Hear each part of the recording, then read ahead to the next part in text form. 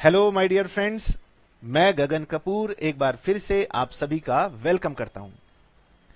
आज हम आपके साथ इनकम टैक्स में चैप्टर नंबर 2 स्टार्ट करने जा रहे हैं। चैप्टर नंबर 2, इसे हम बुलाते हैं रेजिडेंशियल स्टेटस, और इस चैप्टर में हम सेक्शन 5 से लेकर सेक्शन 9 तक कवर करते हैं। टोटल 5 सेक्शन इस चैप्टर में आते हैं और एग्जाम में आपको इस चैप्टर से क्वेश्चन भी डेफिनेटली आता है।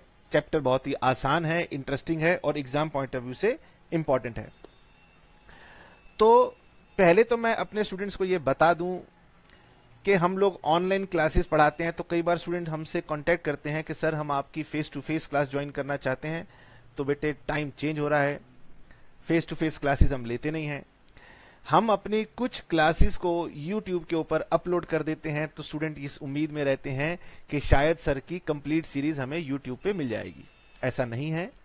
YouTube पर हम कुछ वीडियोस आपके लिए डाल देते हैं, बट अगर आपको हमारी लेटेस्ट वीडियोस और कंप्लीट कोर्स चाहिए हो तो वो हम अपनी वेबसाइट पे मेंशन कर देते हैं कि आपको इसके लिए हमारी वेबसाइट पर जाना होता है। वेबसाइट पर आपको पूरी की पूरी सीरीज मिल जाती है। कुछ बच्चे कहते हैं कि सर वेबसाइट पर कैसे करना होता है, तो वेबसाइट पे पहले आप जाएंगे, किसी भी वेबसाइट पे जाते हैं तो वहां पर पहला स्टेप यही रहता है कि आपने वहां अपना एक अकाउंट रजिस्टर करना पड़ता है। उसके लिए सिर्फ आपने अपना ईमेल आईडी वहां रजिस्टर करना है, आपका अकाउंट क्रिएट हो जाएगा और फिर आप हमारी वेबसाइट पे जाके पहले ट्रायल लेकर के देख सकते हैं कि हमारी वेबसाइट की वर्किंग कैसी है।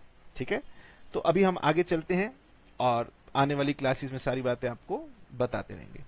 ठीक है सर, तो आज हम जो स्टार्ट करने जा रहे हैं चैप्टर, पहले उसके बारे में बताएं, उसकी थोड़ी सी लिंकेज बताएं। मैंने कहा ये जब हमने आपको चैप्टर नंबर 1 पढ़ाया था तो हमने आपको ये बताया था कि चैप्टर नंबर 1 में सेक्शन 1 टू सेक्शन 4 कवर होते थे।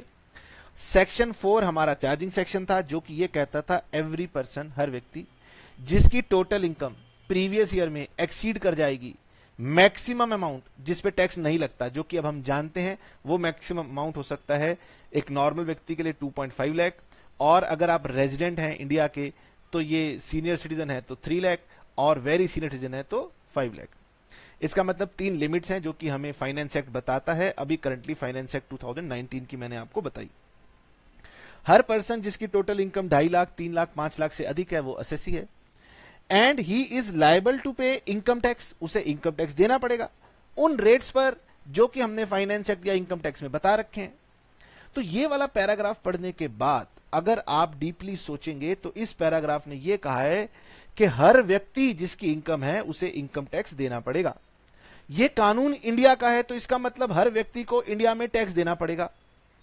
तो हमारे माइंड में यह क्वेश्चन ऑब्वियसली आ जाएगा कि सर यहां पर किसकी बात की जा रही है? क्या यहां पर गगन कपूर की बात की जा रही है? क्या यहां पर मेरी बात की जा रही है? क्या यहां पर सचिन तेंदुलकर, अमिताभ बच्चन, इन लोगों की बात की जा रही है? मीन देयर बाय, क्या यहां पर उन लोगों की इनकम की बात की जा रही है जो भारत में पैदा हुए हैं, जो इंडियन सिटीजन है? तो मैंने कहा नहीं, यहां पर कोई इंडियन सिटीजन नाम का वर्ड नहीं है। तो सर क्या यहां पर फॉरेनर्स की इनकम को इंडिया में टैक्स कर दिया जाएगा? तो मैंने कहा यहां पर फॉरेनर भी नहीं है। इसका मतलब यह कानून यह कह रहा है कि इंडिया में इंडियन सिटीजन की इनकम भी टैक्स हो सकती है और एक फॉरेनर की भी इनकम इंडिया में टैक्स हो सकती है। अब सर डोनाल्ड ट्रंप वो यूएस के प्रेसिडेंट साहब हैं, कमाते भी हैं, तो उनकी भी इनकम है और वो पर्सन भी है, तो क्या उनको आप यहां पर टैक्स कर दोगे? तो इसके लिए चार्जिंग सेक्शन कहता है कि देखिए यहां जो हमने इनकम की बात आपके साथ की है उसके रिस्पेक्ट में हम आपको यह बता देते हैं कि वो जो टोटल इनकम होती है वो पूरे वर्ल्ड में कहीं भी कमाई जाती है, लेकिन इनकम टैक्स के दायरे में जो इनकम आती है वो दरअसल आपके रेजिडेंशियल स्टेटस के अकॉर्डिंगली आती है। यानी यहां तो ना तो यहां पर सिटीजन का नाम लिया गया, ना यहां पर फॉरेन का नाम लिया गया, ना यहां पर आपको जो दिमाग में बातें आ रही हैं उन सब का जिक्र किया गया। एक नई टर्म को बल्कि यहां पर बताया गया कि इनकम के रिस्पेक्ट में हमें रेजिडेंशियल स्टेटस की बात करनी पड़ेगी, जो कि हमारा सेक्शन नंबर 6 है। और इनकम निकालने के लिए वो ये कह रहा है कि ये आपके रेजिडेंशियल स्टेटस पर निर्भर करेगा। यानी आपको यहां पर सेक्शन 5 और 6 में एक कनेक्टिविटी नजर आ रही है। सेक्शन 4 कह रहा है कि भाई मैं इनकम को टैक्स करूंगा। मैंने कहा कौन सी, इंडियन या फॉरेन? तो उसने कहा इसके लिए सेक्शन 5 में चले जाओ। मैं सेक्शन 5 के दरवाजे पे गया, बेल बजाई, मैंने कहा जी मैं जानना चाहता हूं इनकम टैक्स में कौन सी इनकम टैक्स की जाएगी। वो कह रहे भैया इसके लिए सेक्शन 6 पे चले जाओ। अरे मैंने कहा ये क्या मजाक है भाई, 4 कहता है 5 पे जाओ, 5 कहता है 6 पे जाओ। तो भाई 4 पढ़ लिया, अब हम पहले 6 पढ़ेंगे और 6 के बाद 5 पे आएंगे, तब आप इस बात को जान जाएंगे कि इंडिया में कौन सी इनकम को टैक्स किया जाता है।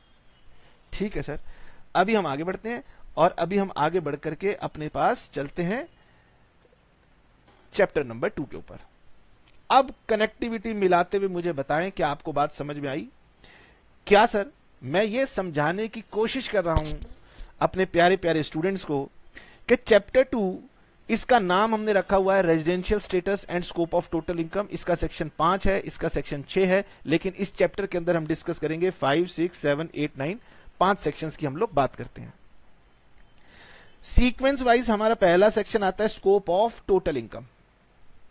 तो स्कोप ऑफ टोटल इनकम को डिस्कस करने के लिए सेक्शन 6 का पता होना बहुत जरूरी है। तो पहले हम नेचुरली सेक्शन 6 पे जाएंगे, फिर हम आपके पास सेक्शन 5 में आएंगे, फिर सर सेक्शन 7, 8, 9 भी आएंगे। ठीक है, तो मैं आपको यह बता देना चाहता हूं कि एग्जाम में इस चैप्टर से डेफिनेटली क्वेश्चन आएगा और यह बड़ा इंटरेस्टिंग चैप्टर है। इसमें थ्योरी भी आएगी, इसमें प्रैक्टिकल भी आएगी। तो आपने क्या करना है, हर क्लास में जो भी लॉ ये पढ़ाया जाएगा सिंपल सा है, उसको लर्न कर लेना है। ठीक है, तो सेक्शन 5 की अगर मैं अभी आपको पढ़ाऊंगा नहीं, सेक्शन 5 की मैं आपको एक ब्रीफ ओवरव्यू देना चाहता हूं कि सेक्शन 5 क्या कहता है। सेक्शन 5 ये कहता है, चलो मैं आपको पहले दूसरे डायग्राम से समझाने की कोशिश करता हूं। ये लीजिए, ये हमने एक दूसरा डायग्राम आपके लिए लिया है। पहली बात तो ये बेटे कि ये मैप मैंने केवल रेफरेंस के लिए लिया है, तो हो सकता है ये मैप एग्जैक्ट हो, गलत हो सकता है इसमें कोई सेक्शन उन्होंने कम दिखाया हो सकता है कोई सेक्शन ज्यादा दिखाया हो। तो मेरे से आप मैप के ऊपर डिबेट नहीं करेंगे। मैंने कहा हाथ से बनाऊंगा, थोड़ा टेढ़ा मेढ़ा बनेगा, तो मुझे जो नेट पे मिला मैं उसको यहां पर दिखा रहा हूं। ठीक है, इसकी ऑथेंटिसिटी की बात नहीं कर रहा, कहीं आप कहें कि इसके अंदर ये घटा हुआ है, ये बढ़ा हुआ है, क्योंकि हमारे लेक्चर्स लोग पाकिस्तान में भी सुन रहे हैं, बांग्लादेश में भी सुन रहे होते हैं, नेपाल में भी सुन रहे होते हैं, तो कई बार इस पर कमेंट आ सकता है। तो हम अपने सब्जेक्ट मैटर के ऊपर आते हैं। तो पहले तो मैं आपको यह बता दूं, ये वाला हिस्सा जो है ना, इसको हम बोलते हैं, ये हमारा कहलाता है इंडियन ओशियन, हिंद महासागर। ये कहलाता है हमारा पैसिफिक ओशियन। ठीक है, अब जो मुझे मैप मिला, बेसिकली मैं तो सिर्फ ये मैप चाहता था जो यहां से लेकर यहां तक ये इन्होंने बना रखा है। ठीक है, मैं तो इस हिस्से को दरअसल हाईलाइट करना चाहता था, क्योंकि ये बेसिकली ये इंडिया का पार्ट है। ठीक है, इसकी हम लोग यहां पर ये बात कर रहे थे। ओके, तो मैंने कहा फ्री हैंड से बनाने पे थोड़ा सा अजीब बनेगा, तो इसलिए मैंने यहां से ये मैप ले लिया। तो जो पिंक लाइन के अंदर है, बेसिकली ये इंडिया है, और इसके बाहर हम बात कर रहे हैं तो ये पाकिस्तान होगा, और ये शायद अफगानिस्तान होगा, और ये नेपाल है, और ये बांग्लादेश है। ओके, खैर हम अपने मुद्दे की बात करते हैं। मुद्दे की बात यह है कि सेक्शन 4 ने यह कहा था कि हर पर्सन जिसकी इनकम एक लिमिट से ज्यादा होगी उसे टैक्स देना पड़ेगा, क्योंकि ये इंडिया का लॉ है, तो इंडिया के अंदर टैक्स देना पड़ेगा। ये बात थोड़ी अजीब है। तो हमने आपको ये बताया कि लॉ ने ये नहीं कहा कि हम इंडियन सिटीजन की इनकम की बात कर रहे हैं कि फॉरेनर की इनकम की बात करें। तो मैंने कहा ये थोड़ी क्लैरिटी नहीं हुई कि कौन सी इनकम की टैक्स होगी। तो अभी मैं आपको ये बताऊंगा सेक्शन 5 क्या कहता है। सेक्शन 5 कहता है कि देखिए, एक व्यक्ति अपनी इनकम इंडिया में अर्न कर सकता है। ठीक है, हो सकता है वो व्यक्ति जो है फॉरेनर हो सकता है वो व्यक्ति जो हो इंडिया का हो। इसलिए हम इंडियन सिटीजन की बात नहीं कर रहे, हम बात कर रहे हैं कि क्या इनकम इंडिया में कमाई जा सकती है। हाँ, तो इंडिया में कमाई जा सकती है। ये मत सोचना कमाने वाला व्यक्ति कौन था, वो भारत का रहने वाला था या भारत का बाहर का था, इससे मतलब नहीं है। फॉर एग्जाम्पल, एक फॉरेनर सिंगर इंडिया में आता है और इंडिया में आकर के वो एक परफॉर्मेंस करता है, तो परफॉर्मेंस करता है या वो परफॉर्मेंस करती है, तो इसके लिए वो यहां पे टिकट सेल करेंगे, उनको इनकम होगी, उसकी बात हो रही है। ठीक है, दूसरा ये हो सकता है कि किसी ने फॉरेन में इनकम की, ये जो जहां पर ये मैं लिख रहा हूं, दिस इज ऑस्ट्रेलिया, ये ऑस्ट्रेलिया का मैप है। इसका मतलब ऑस्ट्रेलिया में इनकम हुई। इसका मतलब यह है कि भाई जो विराट कोहली है, विराट कोहली ऑस्ट्रेलिया में मैच खेल रहा है, या फिर कोई इंडिया का सिंगर ऑस्ट्रेलिया में जाके परफॉर्मेंस कर रहा है, वहां पर भी इनकम हो सकती है। तो गवर्नमेंट कह रही है कि देखिए इनकम दो होती हैं, एक इनकम होती है इंडिया में, एक इनकम होती है इंडिया के बाहर। ठीक है, कहीं भी इनकम कर लीजिए। अब क्या करूं, चाइना में इनकम दिखाऊं क्या, या रशिया में दिखाऊं, कहीं भी इनकम हो सकती है। लेकिन ये इनकम इंडिया से बाहर है तो आप इसे सरल भाषा में फॉरेन इनकम कह सकते हैं और इसे आप इंडियन इनकम कह सकते हैं। क्योंकि हमने अकाउंटिंग पढ़ी है तो हमारी अकाउंटिंग, क्योंकि आप सब अकाउंटिंग के स्टूडेंट्स हैं तो सब अकाउंटिंग जानते हैं कि अकाउंटिंग में दरअसल दो तरह की अप्रोच होती हैं। एक होती है एक्रूअल अप्रोच और एक होती है कैश बेसिस। एक्रूअल अप्रोच कहती है कि भाई हम ये देखेंगे कि उसका ओरिजिन कब हुआ, पैसे क्यों नहीं देखेंगे। और कैश कहता है कि हम कैश देखेंगे, ओरिजिन को नहीं देखेंगे। तो इनकम जो होगी, इनकम एक्रू होगी और फिर इनकम रिसीव होगी। कई बार ये दोनों काम एक साथ हो जाते हैं और कई बार ये काम दोनों अलग अलग हो सकते हैं। यानी कि इनकम इंडिया में एक्रू हो सकती है और ये इनकम इंडिया में रिसीव हो सकती है और ये इनकम इंडिया के बाहर रिसीव हो सकती है। सिमिलरली फॉरेन में जो इनकम है वो हो सकता है फॉरेन में एक्रू हो और फॉरेन में ही रिसीव हो, और ऐसा हो सकता है कि ये इनकम फॉरेन में एक्रू हो जाए लेकिन रिसीव इंडिया में हो जाए। ठीक है, मैंने दो बातें कही, इंडियन इनकम, फॉरेन इनकम। फिर मैंने कहा कि इसके दो पॉइंट हैं, पहला पॉइंट है एक्रूअल और दूसरा पॉइंट है रिसिप्ट। किसको पकड़ोगे? तो सरकार ने कहा हम तो दोनों को पकड़ लेंगे, एक्रूअल को भी और रिसिप्ट को भी। मैंने कहा दोनों को पकड़ने का मतलब क्या है? वो कहते हैं कि देखो इंडियन इनकम है, इनकम इंडियन है, तो इसका मतलब या तो वो इनकम इंडिया में एक्रू हुई, रिसीव हो सकता है इंडिया में, रिसीव हो सकता है इंडिया से बाहर भी। ठीक है, तो पहली बात मैंने कही कि इनकम जो थी वो अगर इंडिया में एक्रू हो जाए या फिर इनकम इंडिया में रिसीव हो जाए, तो ये इंडियन इनकम के रिस्पेक्ट में हो या फॉरेन इनकम के रिस्पेक्ट में हो, तो गवर्नमेंट कहती है कि इनकम की ये जो दोनों टांगे हैं ना, एक्रूअल और रिसिप्ट, अगर इन दोनों में से कोई भी लेग इंडिया के साथ कनेक्टेड पाई जाएगी तो हम इंडिया में इसको टैक्स कर देंगे। ठीक है, अगर मैं आपको और समझाने की बात करूं तो मैं ऐसे समझा सकता हूं आपको कि एक इंडिया है और एक फॉरेन है। ये इंडिया की इनकम है, इसे आप इंडियन इनकम कह सकते हैं, इसे आप फॉरेन इनकम कह सकते हैं। इसके दो पार्ट हैं, एक पार्ट है ये एक्रू हुई, दूसरा पार्ट है रिसीव हुई। इसके दो पार्ट हैं, ये एक्रू हुई और ये रिसीव हुई। ठीक, गवर्नमेंट कहती है अगर ये पार्ट इंडिया में है तो ये इंडिया में टैक्स कर दिया जाएगा, अगर ये पार्ट इंडिया में है तो ये इंडिया में टैक्स कर दिया जाएगा।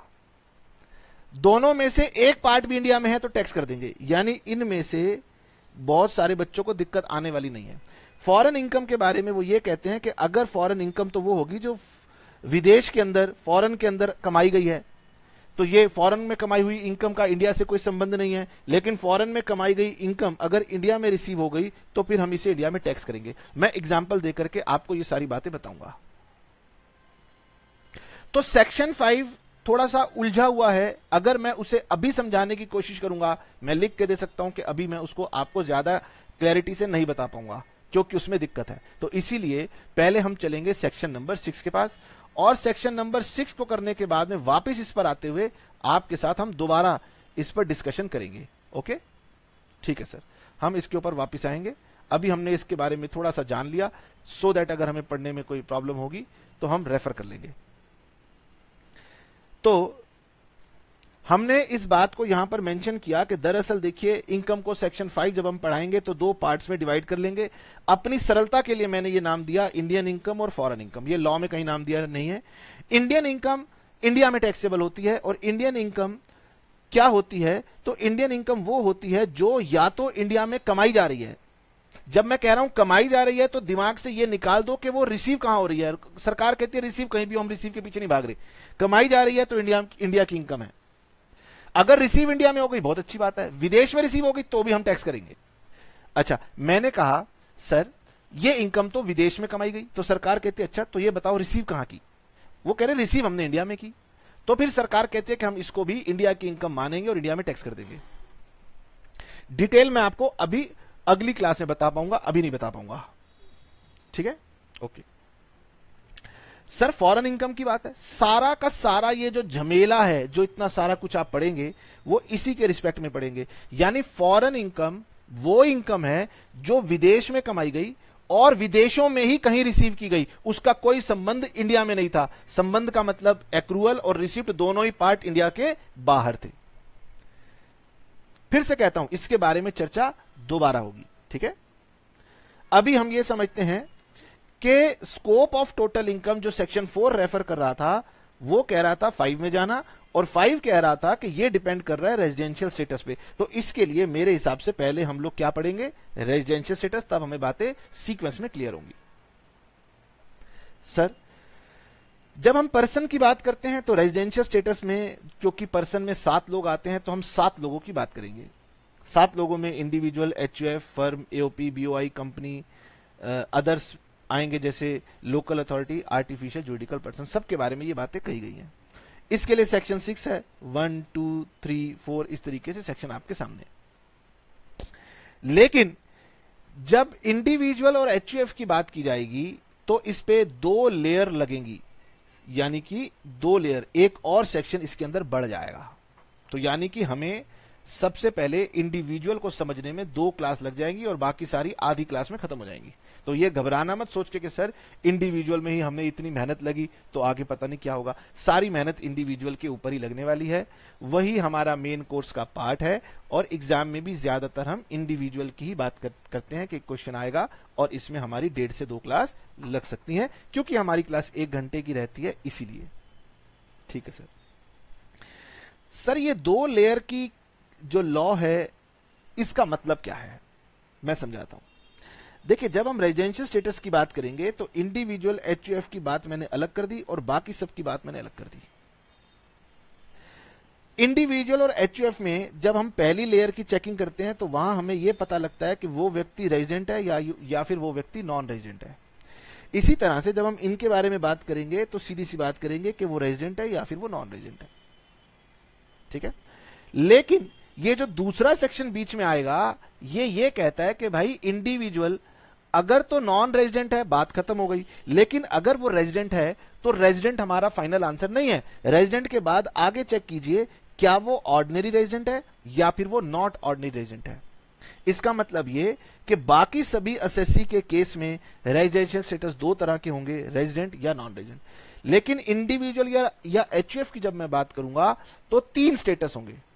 रेजिडेंट कोई स्टेटस नहीं होगा, या तो स्टेटस होगा रेजिडेंट एंड ऑर्डिनरी रेजिडेंट, या resident but not ordinary resident, या नॉन रेजिडेंट। 3 तरह के स्टेटस इंडिविजुअल के निकाले जाएंगे, 1, 2 और 3। इसका मतलब इंडिविजुअल और एचयूएफ में रेजिडेंट नाम का स्टेटस नहीं होगा, बाकी सब में रेजिडेंट और नॉन रेजिडेंट ये स्टेटस होंगे। ठीक है सर, इंडिविजुअल के केस में resident and ordinary resident, resident but not ordinary resident और नॉन रेजिडेंट, 3 तरह के स्टेटस आएंगे। इसी बात को मैंने यहां पे आपको लिख के बताया कि इंडिविजुअल के दरअसल 3 स्टेटस बनेंगे। एक होगा रेजिडेंट एंड ऑर्डिनरी रेजिडेंट, जिसको हम शॉर्ट फॉर्म में ROR लिख दिया करेंगे क्योंकि थोड़ा लेंथी है।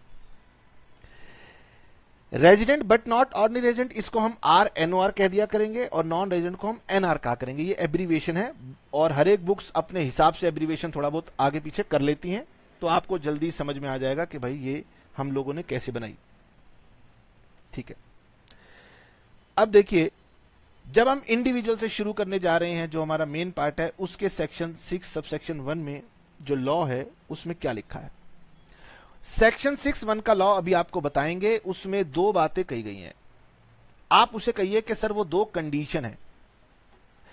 सरकार ये कहती है कि दोनों कंडीशन में से कोई एक कंडीशन भी अगर कोई व्यक्ति पूरा कर दे, कितनी, दोनों में से कोई एक, तो वो बन जाएगा resident. Sir 1 number condition fulfil हो गई तो 2 देखने की भी जरूरत नहीं है, रेजिडेंट हो गया। लेकिन सर मैंने दूसरी भी देख ली, मैंने कहा अच्छा तुम्हारी मर्जी, वो भी सर सेटिस्फाई हो गई, तो भाई वो पहले ही रेजिडेंट था, दूसरी सेटिस्फाई होगी तब भी रेजिडेंट है, दूसरी सेटिस्फाई ना होती तो भी रेजिडेंट था। सर पहली सेटिस्फाई नहीं हुई, दूसरी सेटिस्फाई हो गई तो भी रेजिडेंट है।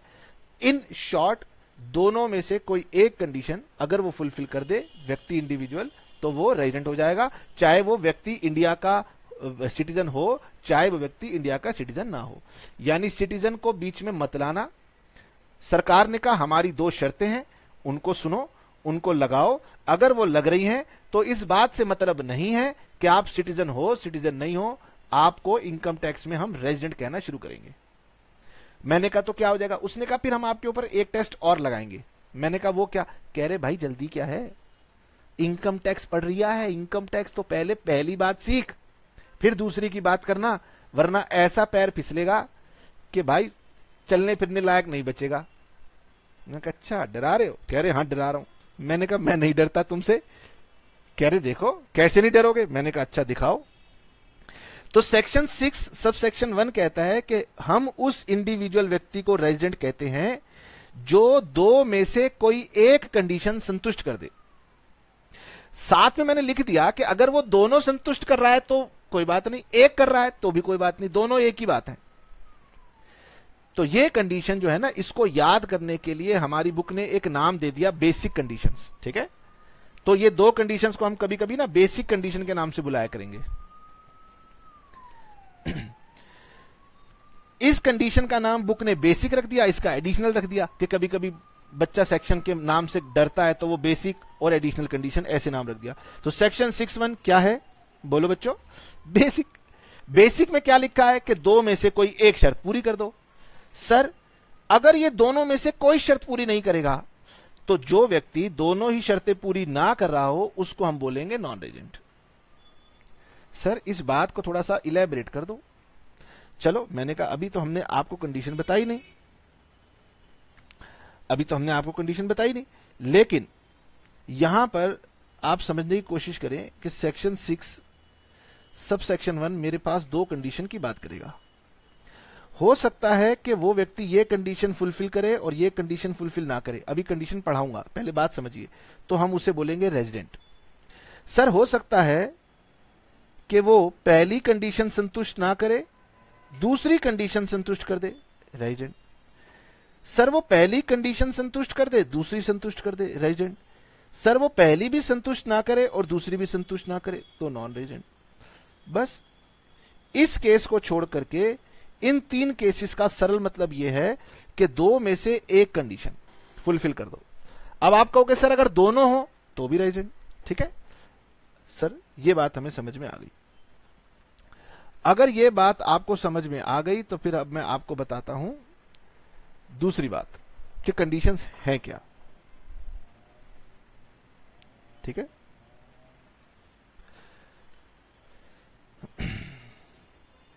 ये अभी हम पढ़ेंगे और ये उसकी हमारे पास एक समरी है। तो this is basically summary. Okay, but law क्या है, आइए लॉ पढ़ते हैं। अब बिल्कुल आराम से मेरे साथ साथ लॉ पढ़िए और उसको अपने माइंड के अंदर बैठा दीजिए कि हाँ तू परमानेंट मेमोरी में चला जा। अभी तक की बातें टेम्परेरी मेमोरी की थी, अब ये परमानेंट मेमोरी की है, हार्ड डिस्क में डाल देना। When an individual is said to be resident in India, sir बहुत देर से आप रेजिडेंट रेजिडेंट कह रहे हो, ये बताओ कोई इंडिविजुअल व्यक्ति कब रेजिडेंट कहलाता है? लॉ कह रहा है an individual is said to be resident in India if he satisfies any one of the following 2 conditions. वो दोनों में से यदि कोई एक कंडीशन पूरी कर दे तो हम उसको बुलाते हैं क्या, रेजिडेंट व्यक्ति। ठीक है सर, वो 2 कंडीशन क्या है? तो लॉ कहता है कि देखिए ये जो इंसान है इसके 2 पैर हैं जो कहीं टिकते नहीं है। आप फोन करो, आजकल तो क्या है ना, मोबाइल है, हम लोग मोबाइल पे फोन कर लेते हैं। मुझे अपना टाइम याद आता है कि जब हम स्टूडेंट हुआ करते थे तो हम फोन किया करते थे, हेलो आंटी वो हमारा दोस्त वो है, जरा 1 मिनट बात कराना। तो बोलते थे नहीं बेटे वो ना बाहर गया हुआ है, पनीर लेने गया हुआ है। हम उसे बोलते थे यार तेरे घर में जब भी फोन करो तू घर ही नहीं होता। तो इंसान जो है ना उसके 2 पैर है और 2 पैर इसीलिए उसकी इतनी डेवलपमेंट हुई कि क्योंकि वो 2 पैर पे चल पड़ा। जानवर 4 पैर पे रहा इसलिए शायद पीछे रह गया। तो ये जो 2 पैर हैं ये टिकते नहीं है और वो चलता रहता है।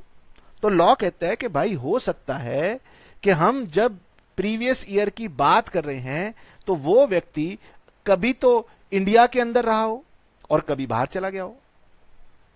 आजकल ना जैसे अभी तो क्या कोरोना है, कोरोना में तो लोग मजाक कर रहे हैं, लेकिन कोरोना से पहले लोग बहुत खुश होकर के बताते थे मैं सिंगापुर होके आया हूं, मैं स्विट्जरलैंड होके आया हूं, मैं तो कनाडा गया था, मैं तो बाली गया था। ऐसी ऐसी बातें वो करते थे। मतलब घूमना बहुत गर्व से लोग बताते थे। वो ये कहते थे यार मैं चाइना जा रहा हूं बिजनेस करने, तू चलेगा? तो इंसान जो व्यक्ति है वो कभी इंडिया में है, कभी वो चाइना में है।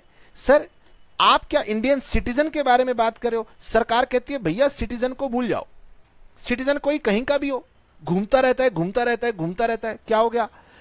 इंडियन गवर्नमेंट यहां पर यह कह रही है कि भाई वो व्यक्ति ये बताओ इंडिया में कितने दिन तक रह रहा था। सर इंडिया में कितने दिन तक रह रहा था? अभी कभी आप इंडिया में थे, तो कभी आप सिंगापुर में थे, कभी आप यूएस गए हुए थे। तो ये बताओ इंडिया में आप साल में प्रीवियस ईयर में कितने दिन तक थे? तो इसके लिए तो सर जो व्यक्ति इंडिया में है वो तो इंडिया में ही है, जो बाहर जाते हैं आते हैं उनका पासपोर्ट चेक करना पड़ेगा। हाँ, उनका पासपोर्ट चेक कीजिए, उनके दिन चेक कीजिए। अगर आपको वो ये बता दे कि मैं प्रीवियस ईयर में जिसकी इनकम आप टैक्स कर रहे हो उस प्रीवियस ईयर में 182 डेज या उससे ज्यादा दिन तक इंडिया में था, तो हम उसे रेजिडेंट कहेंगे। Individual is said to be resident in India if he is in India, मतलब वो भारत में रह रहा था फॉर 182 डेज और मोर। तो बेसिकली इसको याद करने का तरीका यह है कि ईयर में जनरली 365 डेज होते हैं, लीप ईयर में 366 हो जाते हैं। ठीक है, तो जनरली हम 365 मान के चलते हैं, 365 का हाफ कर दिया तो 182.5 बनता है, तो वहां से गवर्नमेंट ने 182 डेज ले लिया।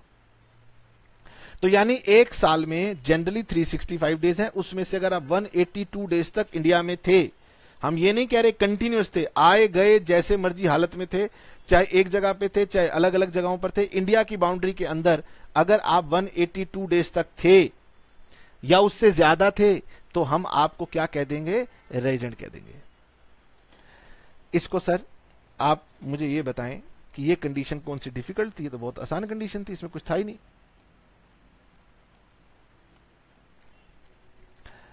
ये लीजिए, ये मैंने बनाई टाइमलाइन। ओके, इस टाइमलाइन पर ये मैंने बनाया प्रीवियस ईयर 1920, प्रीवियस ईयर 19 और 20, जिसकी स्टार्टिंग हुई 1/4/2019 को और कंप्लीट होता है 31 मार्च 2020 को। ये लीप ईयर है, ठीक है। और इसके अंदर गवर्नमेंट ये कह रही है, किसका एग्जांपल लूं? एक एग्जांपल लूं तो आपको बात ज्यादा अच्छे से समझ में आ जाए। हमारे फेवरेट सचिन तेंदुलकर का एग्जांपल ले लें।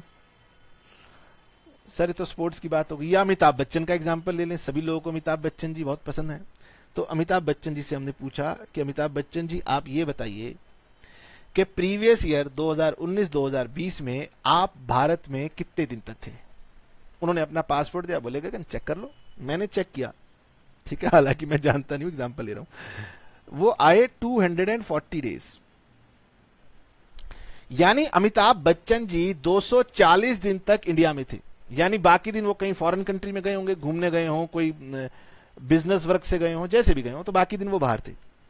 तो हमने कहा कि कोई भी व्यक्ति अगर 182 डेज या उससे ज्यादा इंडिया में रहता है तो हम उसे कह देंगे रेजिडेंट। तो उन्होंने पहली कंडीशन, बहुत ही सिंपल कंडीशन थी, वो फुलफिल कर दी, तो इसका मतलब वो बन गए रेजिडेंट। और अब मेरे को उनके लिए दूसरी कंडीशन को चेक करने की जरूरत नहीं है। लेकिन सर हम फिर भी चेक करें तो वो आप एडिशनल जो मर्जी करो, किसने मना किया? तो पहली कंडीशन जो है वो बहुत ही सिंपल है। मेरी बात सुन रहे हैं? पहली कंडीशन बहुत ही सिंपल है। और पहली कंडीशन में सबसे अच्छी बात क्या है कि ये जो हमारी पहली कंडीशन होती है ना, कंडीशन नंबर 1, ये दरअसल हमसे एक ही साल की बात करती है। 2019-20 में चेक कर लो वो कितने दिन तक था, 182 डेज या उससे ज्यादा, तो वो बन गया रेजिडेंट। यानी कंडीशन नंबर 1 बहुत ही आसान है। क्वेश्चन आपको या तो बता देगा कि वो कितने दिन तक इंडिया में था, या कहेगा कि भैया वो अब आया गया, आया गया, तो आप उसके डेज ऐड कर लेना। ये कोई डिफिकल्ट काम नहीं है, ठीक है सर। कंडीशन नंबर 2 थोड़ी सी आपको समझनी पड़ेगी। आइए जी, क्या कहती है कंडीशन नंबर 2? कंडीशन नंबर 2 कहती है कि अगर पहली कंडीशन आपने चेक कर ली और वो आपको फुलफिल नहीं हो रही, तो फिर आप कंडीशन नंबर 2 में आ जाना। ठीक है, तो मैं कंडीशन नंबर 2 पढ़ता हूं। कंडीशन नंबर 2 थोड़ी सी बड़ी है, इसलिए उसको टुकड़ों में मत पढ़ना, पूरा पढ़ना और पूरा अप्लाई करना आराम से। कंडीशन नंबर 2 कहती है कि individual is in India for 60 days और more during the relevant previous year. जिस प्रीवियस ईयर के अंदर आप उसका रेजिडेंशियल स्टेटस निकाल रहे हो, उस प्रीवियस ईयर में अगर वो 182 डेज नहीं था तो 60 डेज या उससे ज्यादा था, तो एक साथ में और कंडीशन कह रही है कि इसके साथ साथ ये चेक करो कि उसके पीछे के 4 सालों में क्या वो 365 डेज या उससे अधिक था। अगर ये दोनों की दोनों कंडीशन सेटिस्फाई हो जाएं, तब कहना कि बी कंडीशन सेटिस्फाई हो गई और वो रेजिडेंट है। ओके, अब मैं इस कंडीशन को आपको समझाने की कोशिश करता हूं। इसमें आपको थोड़ी सी कंसंट्रेशन करनी है क्योंकि ये थोड़ी सी कंडीशन लेंदी है। अब की बार मैंने कहा, ये देखिए, अब मैं बी नंबर कंडीशन की बात कर रहा हूं। बी नंबर कंडीशन कहती है जी प्रीवियस ईयर 19 और 20। क्या प्रीवियस ईयर 19-20 में, अब मैंने बात की, तो मैंने बात की जी किसी फॉरेनर से, उसने कहा कि मैं इंडिया में 1920 प्रीवियस ईयर में 21 डेज के लिए था। ओके, कितने दिन के लिए था? 21 डेज। समझ लो क्रिस गेल है, क्रिस गेल तो क्रिकेट खेलता है ना, क्रिस गेल वो है। सॉरी 21 डेज नहीं, 91 days, I am sorry 91 days. 60 से तो ज्यादा लेना पड़ेगा ना। क्रिस गेल ने कहा जी मैं तो 91 डेज तक था। मैंने दिमाग लगाया, मैंने कहा भाई ये 182 डेज वाले कंडीशन में फिट नहीं हुआ। उन्होंने कहा ठीक है, दूसरी चेक करो। अब हमने उससे पूछना है कि भाई साहब आप ये बताइए इसके पीछे के 4 साल, यानी ये हो गया 18, ये हो गया 17, ये हो गया 16 और ये हो गया 15। हमने कहा पिछले 4 सालों में आपका इंडिया के अंदर जो आप थे उसका क्या पैटर्न था। उन्होंने कहा भाई 91 डेज यहां था, 91 यहां था, 91 यहां था और 91 यहां था। यानी कि 91 इंटू 4 अगर मैंने किया तो ये आ गया 364 डेज। ठीक है, अब वापिस चलते हैं और देखते हैं कंडीशन नंबर बी ने क्या कहा था। कंडीशन नंबर बी ये कह रही थी कि प्रीवियस ईयर के अंदर 60 डेज या उससे ज्यादा और साथ में प्रीवियस ईयर के पीछे के 4 सालों में 365 डेज और उससे ज्यादा, अगर ये दोनों मिलके पूरी हो रही हो तो मेरी बात समझ लेना कि आप रेजिडेंट हो। मैंने कहा ठीक है, तो प्रीवियस ईयर में 60 डेज और मोर, ठीक बात है, प्लस इससे पीछे के 4 सालों में 365 डेज और मोर, और ये वाली कंडीशन यहां पर पिट गई। यानी वो ये वाला पार्ट तो पूरा कर रहा है लेकिन ये वाला पार्ट वो पूरा नहीं कर रहा, तो इसका मतलब ये हो गया कि बी कंडीशन उसकी फुलफिल नहीं हुई।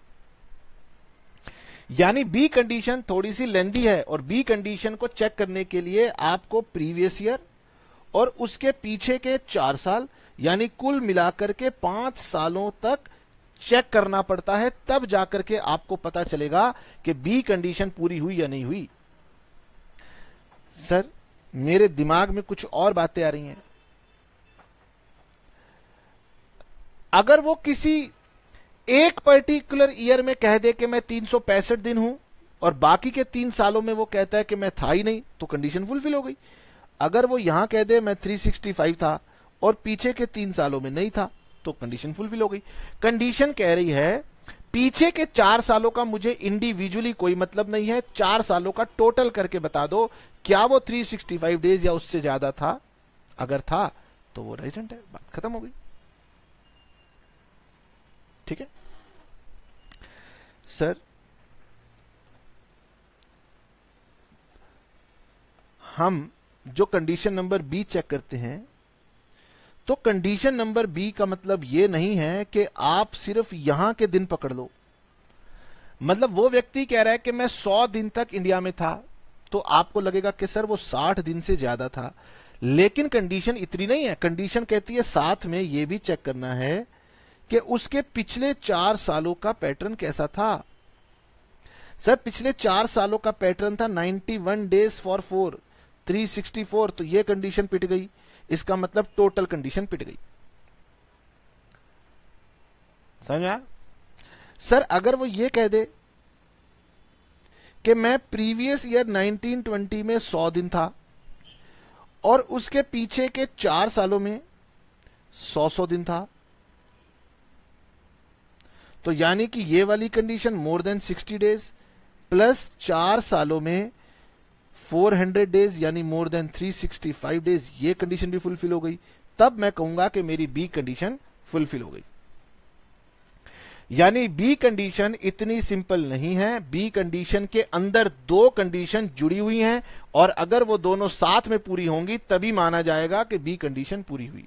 और वो 2 कंडीशन क्या हैं? प्रीवियस ईयर में 60 या उससे ज्यादा दिन और उससे पीछे के 4 सालों में 365 या उससे ज्यादा दिन। ठीक है सर, अगर प्रीवियस ईयर में 182 डेज हो जाए तो फिर हमें पीछे के 4 सालों की देखने की जरूरत नहीं है। कंडीशन नंबर 1 और कंडीशन नंबर 2 जो है वो बिल्कुल आपको क्लियर होनी चाहिए। ठीक है, दिमाग में फिट कर लेनी है। नेक्स्ट क्लास में हम इसके ऊपर क्वेश्चन की चर्चा आपके साथ करेंगे। अब सर इसमें क्या लिखा है? और इसमें लिखा है कि इंडिविजुअल रेजिडेंट बन जाएगा अगर वो इन दोनों में से कोई एक कंडीशन को फुलफिल कर दे। ठीक है, तो सर हमने दोनों कंडीशन सीख ली, वेरी वेरी गुड। अब कुछ लोग ऐसे थे जिन्हें बी नंबर कंडीशन से उनके ऊपर कुछ हार्डशिप आ रही थी, तो गवर्नमेंट ने यह कहा कि हम आपको 3 केसेस बताते हैं, उन 3 केसेस में हम कंडीशन नंबर बी हटा लेंगे, यानी इन 3 केसेस में व्यक्ति केवल और केवल कंडीशन नंबर ए फुलफिल करने से ही रेजिडेंट बन सकता है, बी से उसका कोई मतलब नहीं है। तो हमारे पास सेक्शन 6(1) बी की कुछ एक्सेप्शन है, इसकी एक्सेप्शन है, ये जो कंडीशन है इसकी एक्सेप्शन है। मतलब 3 केस ऐसे आपको बताने जा रहा हूं जहां पर ये बी कंडीशन को नहीं देखना। तो पहले हम क्वेश्चन के अंदर पढ़ लेंगे कि इन तीनों का केस है तो केवल कंडीशन नंबर 1 देखनी है, इन तीनों को छोड़कर केस है तो दोनों कंडीशन देखनी है। यही तो लॉ की खासियत है कि वो इतना सरल नहीं होता, यही आपको समझना है। तो सर इसमें कौन सी कठिन बात है?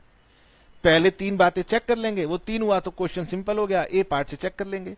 ये 3 नहीं है तो जनरली दोनों में से कोई एक चेक करेंगे। समझाना इसलिए पड़ता है क्योंकि बच्चा हमेशा ये 2 कंडीशन लगाने बैठ जाता है। एग्जामिनर अगर इनमें से कोई दे देगा तो भी वो बेचारा क्या करता है, जल्दबाजी में खुशी खुशी में दोनों चेक करके लिखाता है कि मैंने दोनों चेक की और फिर मैंने आंसर लिख दिया। तो भाई ये आपको समझना है कब ये दोनों देखनी है, कब एक देखनी है।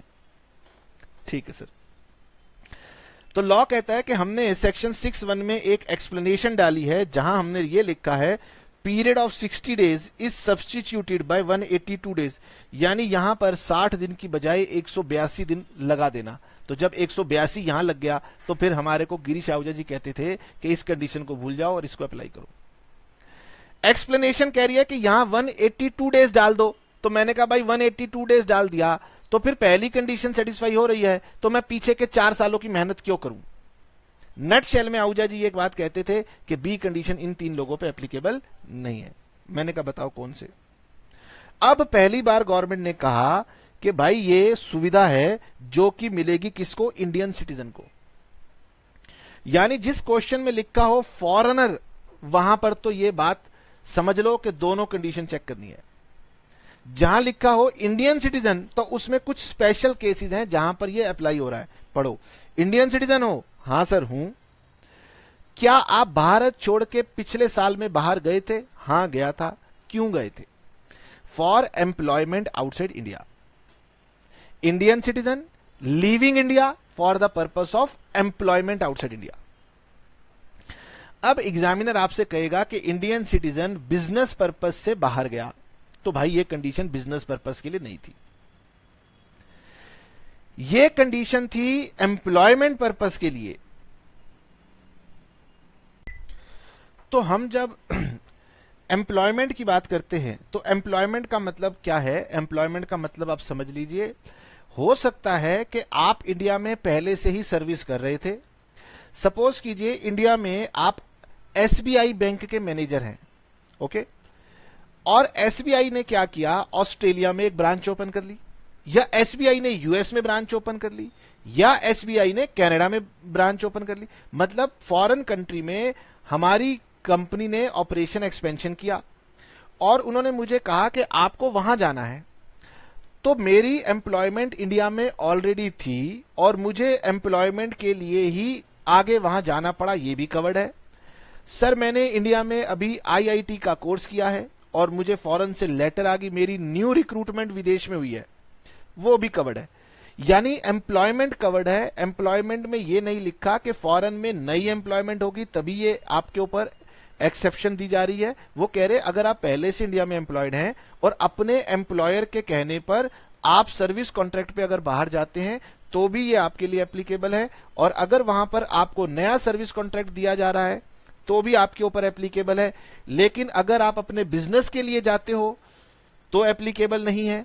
अगर आप घूमने के लिए जाते हो, इंडियन सिटीजन घूमने के लिए जा रहा है तो एप्लीकेबल नहीं है। यानी इस कंडीशन के लिए शर्तें समझ लीजिए, इंडियन सिटीजन होना जरूरी है, और एम्प्लॉयमेंट के लिए यानी सर्विस कॉन्ट्रैक्ट से आप बाहर गए हैं, उन्हीं केसेस में हम कंडीशन नंबर बी को हटाएंगे।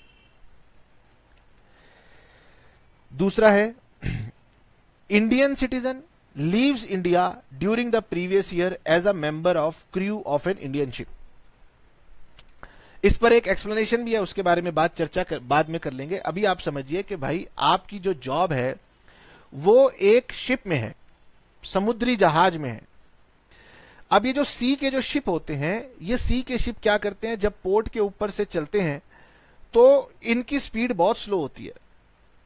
अब जैसे आप मान लीजिए कभी घूमने के लिए जाते हैं तो वो कहते हैं अगर आपने दिल्ली से मुंबई जाना है तो 16 घंटे या 18 घंटे की ट्रेन जर्नी है, लेकिन अगर आप बाय एयर जाते हैं तो 1.5 आवर में आप मुंबई लैंड कर जाएंगे।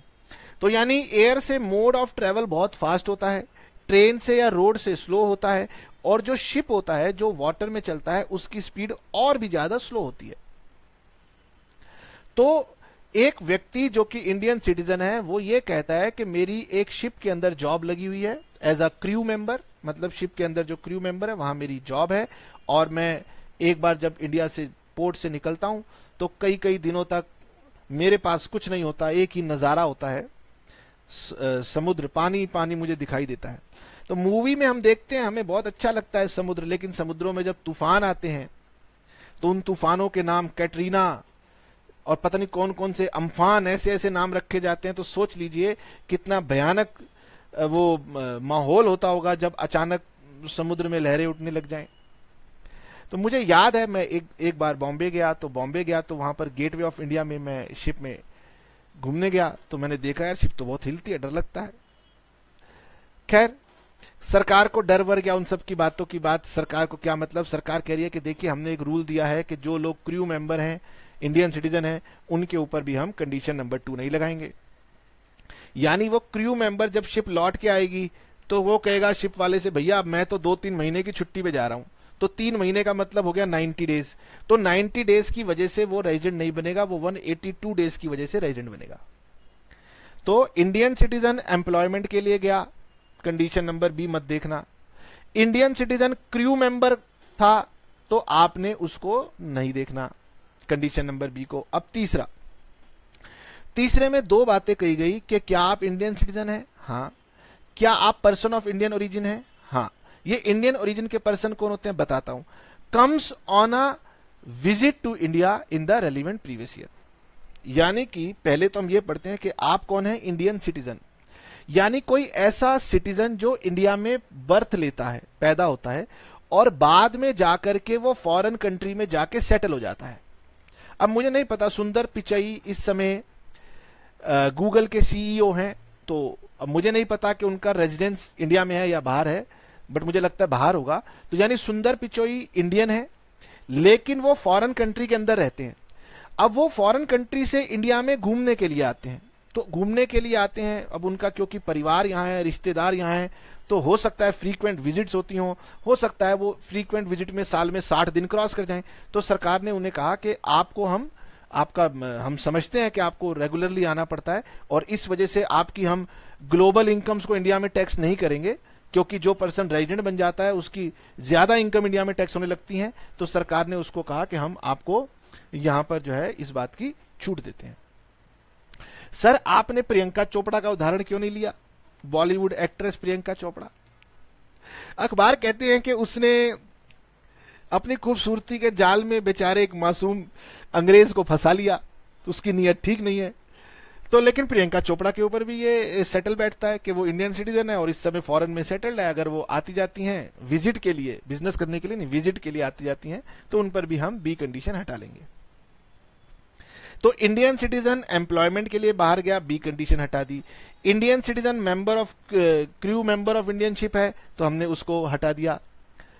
अच्छा, crew member of Indian ship है, ठीक है, फॉरेन शिप की बात नहीं है। और अगर इंडियन सिटीजन बाहर सेटल हो चुके हैं, वो इंडिया में विजिट करने के लिए आते हैं, उनके ऊपर भी बी कंडीशन एप्लीकेबल नहीं है। अब सर ये पर्सन ऑफ इंडियन ओरिजिन कौन है? तो हम जब पढ़ते हैं सेक्शन 115 जहां पर वो स्पेशल इनकम्स लिखी हुई है, वहां पर 115C सेक्शन है, उसके अंदर एक पॉइंट लिखा हुआ है। वो ये पॉइंट कहता है कि पर्सन ऑफ इंडियन ओरिजिन कौन है? ध्यान से समझिए, a person is deemed to be of Indian origin if he, यानी ऐसा व्यक्ति जो खुद, ही मतलब ही और शी, जो खुद या फिर any of his parents, any of his parents का मतलब उस ही या शी के मदर फादर होंगे, तो उस इंडिविजुअल की मदर या उस इंडिविजुअल के फादर, या फिर any of his grand parents, यानी मदर के मदर फादर या फादर के मदर फादर। तो मैंने कितने लोगों की बात की, इन सबको मैं डायग्रामेटिकली आपको बताता हूं। Was born in undivided India, और ग्रैंड पेरेंट्स के अंदर मैटरनल और पैटर्नल दोनों ग्रैंड पेरेंट्स की बात हमने ऊपर की है। तो मैं आपको डायग्रामेटिकली इस बात को समझाने की कोशिश करता हूं।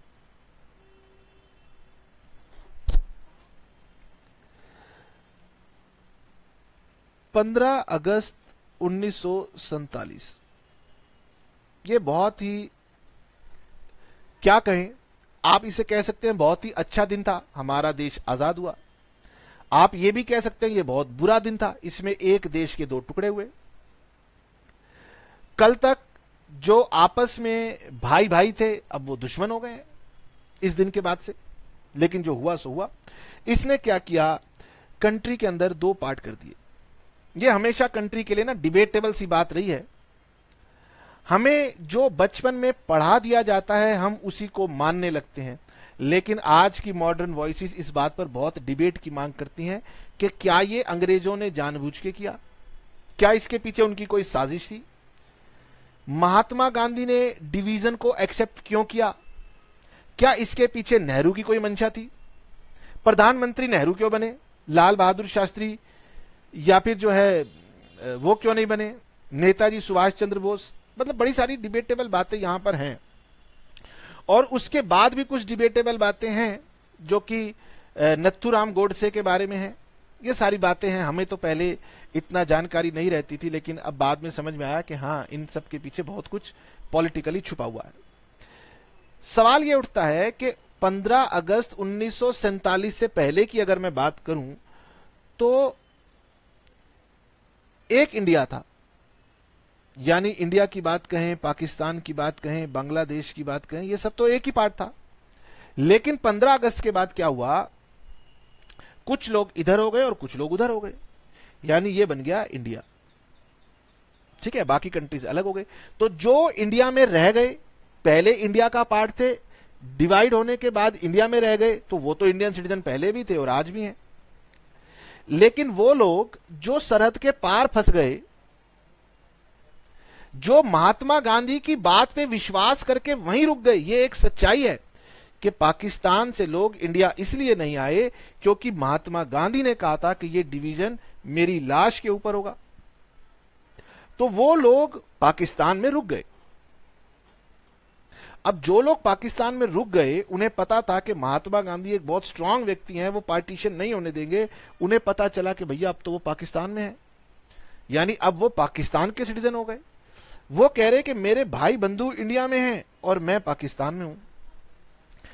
दोनों देश के निवासियों में दो अलग अलग धर्मों की वजह से हो सकता है झगड़ा हो, लेकिन बहुत लोग ऐसे भी थे जिनके दिल आपस में अभी भी जुड़े हुए थे। तो सरकारों ने यह फैसला लिया कि भाई वो व्यक्ति जो अब पाकिस्तान में हो गए हैं उन व्यक्तियों को अब अगर इंडिया आना होगा तो उनको दिक्कत हो सकती है। तो उन्होंने उनके लिए प्रोविजन किया। क्या प्रोविजन किया?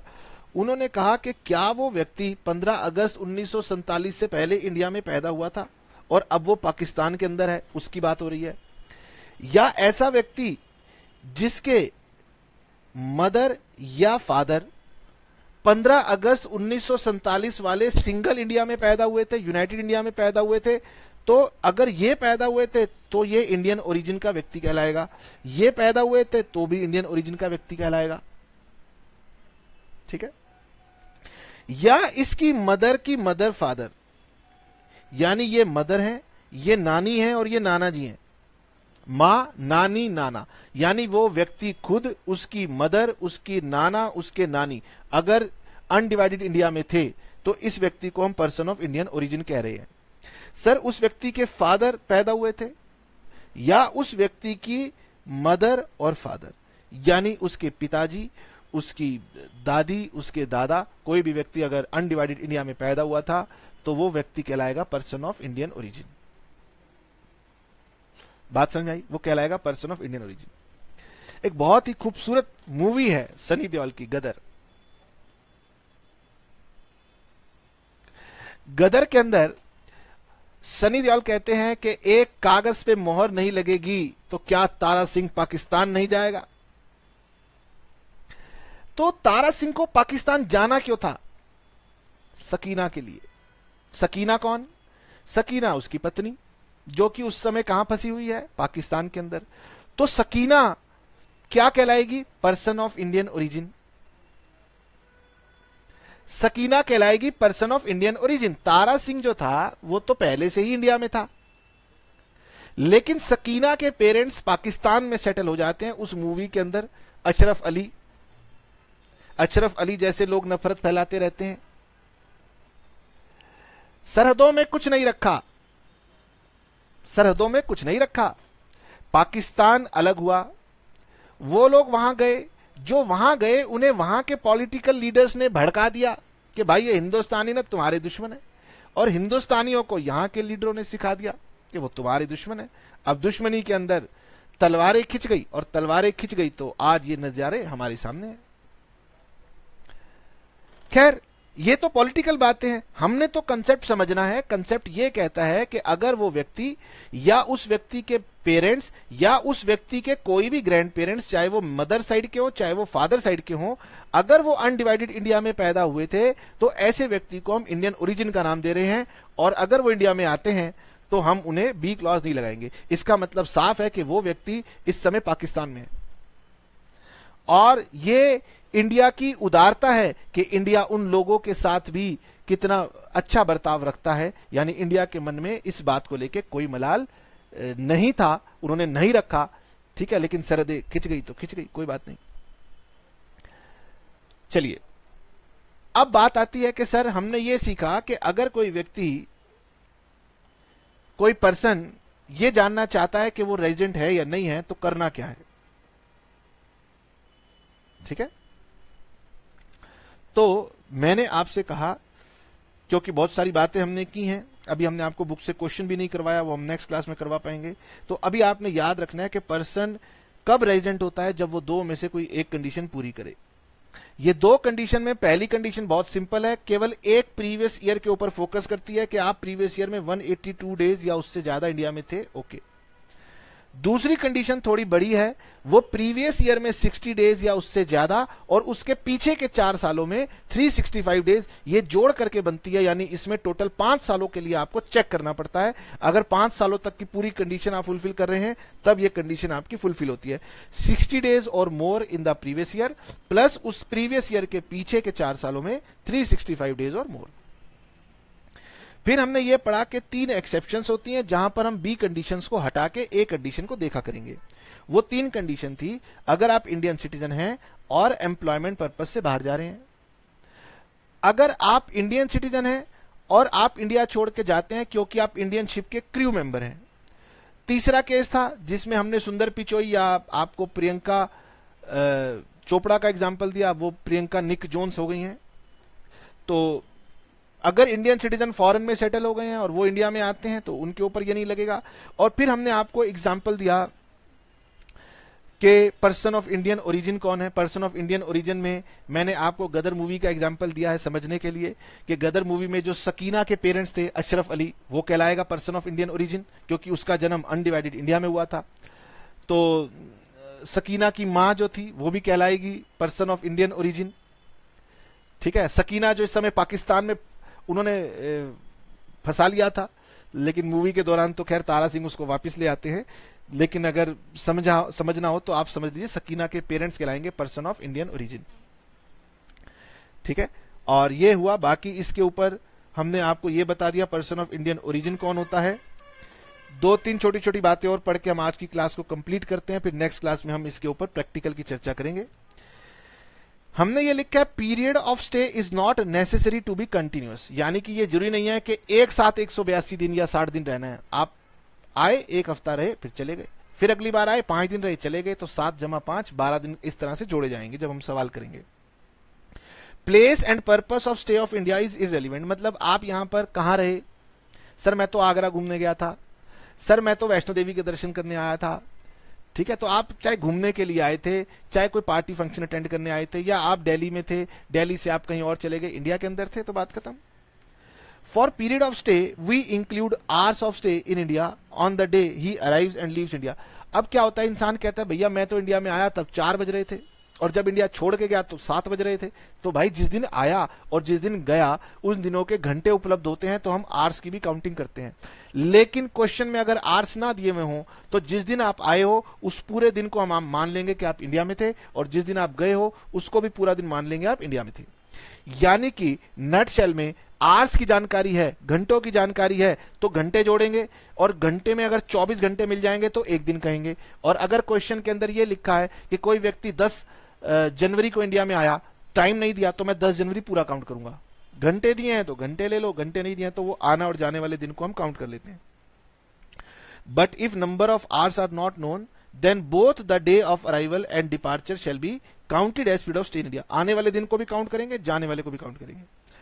Residential status has no relationship with citizenship, hence a person can be resident in India even if he is not a citizen of India. ये सारी बातें हमने पढ़ी। और एक बात आपको मैं बता दूं कि ये रेजिडेंशियल स्टेटस हम हर प्रीवियस ईयर के लिए निकालते हैं। याद रखना, हो सकता है कि एक व्यक्ति पिछले साल तो रेजिडेंट था, इस साल नॉन रेजिडेंट हो। ऐसा भी हो सकता है कि एक व्यक्ति पिछले साल नॉन रेजिडेंट था और इस साल वो रेजिडेंट हो। तो यानी रेजिडेंशियल स्टेटस हर साल देखना पड़ता है, इसलिए हर साल इसकी रिकैलकुलेशन करनी पड़ती है। ठीक है, चलिए नेक्स्ट क्लास में मिलेंगे, ये रिवाइज करते हुए क्वेश्चन करेंगे। नेक्स्ट क्लास में डेफिनेटली हमारा इंडिविजुअल वाला पार्ट खत्म हो जाएगा, और अगर हमें 15 मिनट भी मिल गए तो बाकी सारे स्टेटस 15 मिनट में ही खत्म हो जाएंगे। Tata bye bye, see you.